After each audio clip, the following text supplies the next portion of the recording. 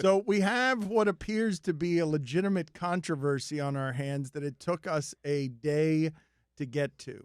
We're a little late, and I'm not sure. It might be a national and international controversy. We might have a legitimate scandal on our hands. But I've got to verify whether what Greg Cote is saying is true, because a lot of his information on the front end seemed to be wrong.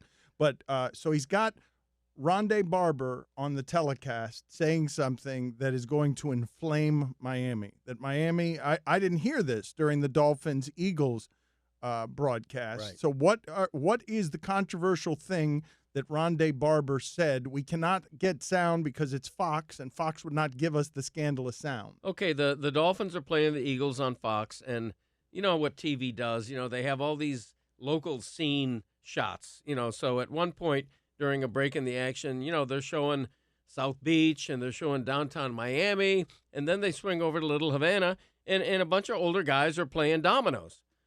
And so Ronde Barber says, and there's a bunch of guys playing Mahjong.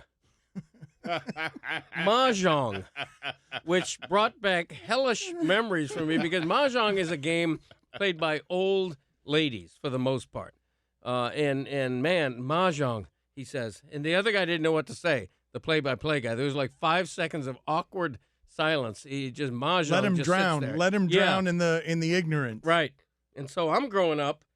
I'm 13 years old.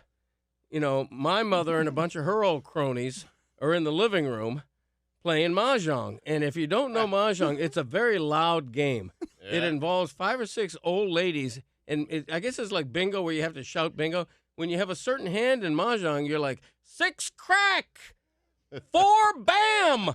It's words like crack and bam are what they call these tiles for some reason. And so I'm trying to follow. It's 6 crack, 7 bam. In other words, like crack and bam. It was like watching, Pow, and like an original Batman cartoon.